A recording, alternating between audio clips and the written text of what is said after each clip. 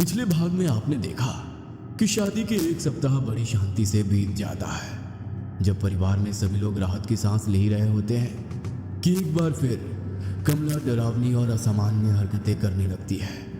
कमला के साथ हो रही घटनाओं से शशि, कुलदीप और अखिलेश को इतना तो समझ में आ ही गया था कि कमला के ऊपर किसी प्रेत का साया है। शशि कमला के ऊपर से इस नेगेटिव एनर्जी को हटाने के लिए घर में एक छोटा सा हवन करने की कोशिश करती है, लेकिन कमला उसे भी पूरा नहीं होने देती और पंडित को चेतावनी देकर भगा देती है। शशि के पति अखिलेश ठाकुर को इतना तो समझ में आ गया था कि ये कोई बहुत शक्तिशाली प्रेत है जो इतनी आसानी से उसका पीछा नहीं छोड़ेगा, इसलिए वो शमशान में वास करने वाले अघोरी बाबा के पास जाता है और अपनी समस्या का हल करने को कहता है। अब आगे 15 साल पहले। मालकिन, सुना है आपको बाबा की देखभाल के लिए किसी आया की जरूरत है, हमें काम पर रख लीजिए। मालकिन, हम बहुत गरीब हैं, कोई सहारा नहीं है, सारी जिंदगी आप लोगों के पैर धो धो कर पिएंगे। कहाँ से आई हो तुम? किस गांव की हो? तुम्हारा पति, बच्चे, बाकी सब कहाँ हैं? कोई नहीं है मालकिन, हमारा इस दुनिया में कोई नहीं है। जिस गरीब के सर पर बाप का साया ना हो उससे कौन शादी करेगा मालकिन? बस हमें तो सर छुपाने भर की जगह मिल जाए, इससे ज्यादा की इच्छा नहीं है। पन्ना के आंसू को देखकर शशि का मन पिघल जाता है और वो अपने बेटे कुलदीप की देखभाल के लिए उसे अपने घर में रख लेती है। पन्ना ने जैसा वादा किया था, वाकई ठाकुर अखिलेश की हवेली में आने के बाद वो मन लगाकर अपना काम करने लगी। वैसे तो उसका काम सिर्फ कुलदीप की देखभाल करना था, लेकिन पन्ना कभी किसी काम से जी नहीं चुराती थी। अखिलेश की पसंद का खाना बनाना हो, उसके कपड़े धोकर आयरन करने हो, या फिर कुलदीप को खेलने के लिए ले जाना हो, आधी रात को भी उठकर अगर कुलदीप पन्ना का नाम पुकार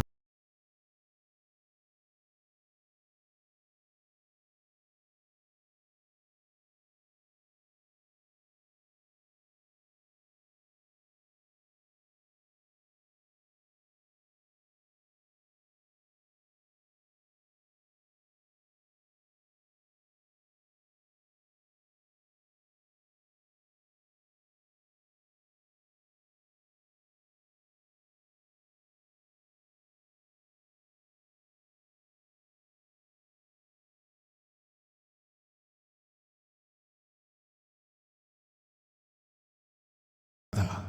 इसीलिए पन्ना के बरसों उस घर में रहकर हाथ पैर मारने के बाद भी उसके हाथ कुछ भी नहीं लग रहा था। आज के दिन अखिलेश बाबा का जल लेकर घर लौट गया था। आज कमला अपने कमरे में अकेली सोई हुई थी। उसके कमरे को बाहर से कुंडी लगाकर उस पर एक मोटी लोहे की चेन भी लपेटी गई थी, ताकि किसी भी हाल में वो अपने कमरे से बाहर ना आ पाए। सभी अपने अपने कमरे में चैन से सो रहे थे। आधी रात बीतने के बाद एक काला सा साया आकर कमला के दरवाजे की चैन को खोलता है और अंधेरे में हवेली में ही गायब हो जाता है। कुछ देर बाद हवेली कमला की चीखों से गूंज रही थी। जैसे ही चीख पुकार की आवाज सुनाई देती है, अखिलेश, शशि और कुलदीप दौड़ते हुए ऊपर कमला के कमरे में पहुंचते हैं तो पाते हैं कि उसके दरवाजे पर लगी हुई लोहे की चेन और कुंडा सब कुछ खुलकर एक तरफ लटका है और कमरे के दरवाजे एक चौपट खड़े पड़े हैं। दौड़ते हुए वे लोग कमरे के अंदर पहुंचते हैं तो देखते हैं कि कमला अपने कमरे से गायब हो गई है। बाबूजी, ये कमला कहाँ चली गई और इतनी मोटी चेन अपने आप आखिर खुल कैसे गई? कुछ समझ नहीं आता कि रात होते ही आखिर इसे क्या हो जाता है। कमला की चीखने की आवाज नीचे तहखाने से आ रही है, जल्दी चलिए, कहीं वो खुद को कुछ नुकसान न पहुंचा ले। सभी दौड़ते हुए नीचे तहखाने में पहुंचते हैं, जहां पर एक कमरे में छिपे हुए गुप्त तहखाने से कमला अंदर खुफिया कमरे में पहुंच गई थी। ये कौन सा खुफिया कमरा है माँ? आज से पहले मैंने तो कभी ये कमरा नहीं देखा। बेटे की बात सुनकर शशि थोड़ा घबरा जाती है और इधर उधर देखने लगती है। क्या हो गया कमला, क्यों चिल्ला रही हो? कमला अपने हाथों को जोर जोर से झटक रही थी और पागलों की तरह चीख रही थी। खून, खून, यहाँ पर खून है, खून बिखरा हुआ है यहाँ चारों तरफ। देखो देखो, वहाँ वो बैठी हुई है, वो बुला रही है मुझे, मैं नहीं जाऊंगी उसके साथ। देखो कमला, होश में आओ, कोई नहीं है यहाँ। देखो, मेरी बात पर यकीन करो, आंखें खोल कर एक बार देखो तो सही, वहाँ कोई नहीं है बेटा। नहीं, खून है यहाँ, वो कह रही है वो ले जाएगी मुझे, यहाँ खून है। कमला की बिगड़ी हुई हालत को देखते हुए कुलदीप, अखिलेश और शशि उसे उठाते हैं और तहखाने से लेकर बाहर आ जाते हैं और ले जाकर उसके कमरे में लिटा देते हैं। मुझे ये सब साफ करना होगा। मेरा पूरा शरीर खून से गंदा हो गया है। मैं नहाना चाहती हूँ। ठीक है, मैं पन्ना को बुलाती हूँ, वो तुम्हें नहला देगी। तुम बिल्कुल रिलैक्स हो जाओ बस। अखिलेश चुपचाप उसके नहाने के पानी में 2 बूंद बाबा की दी हुई अभिमंत्रित जल भी डाल देता है। सभी नीचे हॉल में आकर बैठ जाते हैं। तभी पन्ना दौड़ते हुए नीचे आती है। बहू जी फिर से वैसे हो गई हैं। मैं उन्हें नहलाने के लिए जैसे ही गुसल खाने में ले गई, वो जानवर की तरह गुर्राने लगी और पानी की बाल्टी उठाकर दूर पटक दी। मैं उनका कमरा बाहर से बंद करके आई हूँ। मेरी तो अब वहाँ जाने की हिम्मत नहीं है। अच्छा ठीक है, तुम जाओ, जाकर अपना काम करो, हम देखते हैं। माँ, एक बात बताओ, मैं इसी घर में पैदा हुआ, यहीं पर रहते हुए मैं 25 साल का हो गया, लेकिन आज तक मैं उस कमरे के बारे में नहीं जानता। फिर ये कमला उस खुफिया कमरे तक कैसे पहुंच गई? और ऐसा क्या है उस कमरे में जो इतने सालों से वो बंद पड़ा है, जिसके बारे में किसी को पता तक नहीं था कि वहां ऐसा कोई कमरा भी है? बेकार की बातों में दिमाग मत लगाओ कुलदीप। इस समय कमरे से ज्यादा जरूरी कमला की हालत है। ये सोचो कि तुम्हारी पत्नी ठीक कैसे होगी। अरे बहुत आश्वासन देकर विदा करके लाए थे हम कमला को। क्या पता था कि आने के बाद स्थिति बिल्कुल नियंत्रण से बाहर ही हो जाएगी। हम तो ये सोच सोच के परेशान हैं कि अगर कल को कमला को कुछ हो गया तो इसके माँ बाप को क्या जवाब देंगे हम। कुछ भी कहो, मुझे ऐसा लगता है बहू के साथ जो कुछ भी हो रहा है ना, वो सब इसी हवेली से ही जुड़ा हुआ है। अरे अच्छी खासी हट्टी कट्टी लड़की थी, इस घर से रिश्ता जोड़ने के बाद देखो क्या से क्या हो गई। कोई पहचान भी नहीं सकता, ऐसी हालत हो गई है बेचारी बच्ची की। चांद जैसा रूप था उसका। कमला की हालत पर चिंता जताते हुए अखिलेश ठाकुर अपने माथे पर हाथ रखकर बैठे हुए थे। अब तो उन्हें बस किसी तरह यह दिन बीतने का इंतजार था, ताकि बाबा की साधना पूरी हो और वो आकर इस समस्या का कुछ तो हल सुझाए।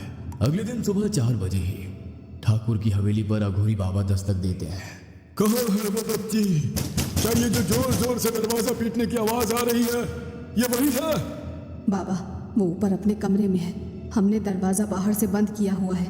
मजबूर हैं हम लोग, क्या करें कुछ समझ नहीं आता।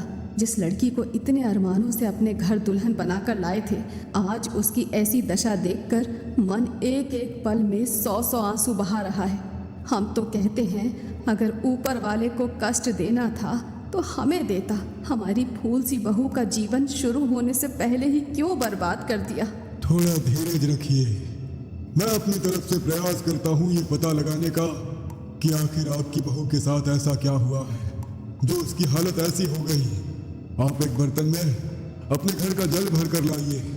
बाबा के कहने पर शशि एक बर्तन में जल लाकर बाबा को दे देती है।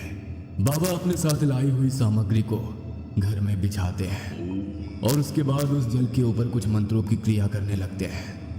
कुछ देर तक जल को अभिमंत्रित करने के बाद आपके घर में अवश्य ही कोई ऐसा हिस्सा है जहां से ये सब शुरू हुआ है।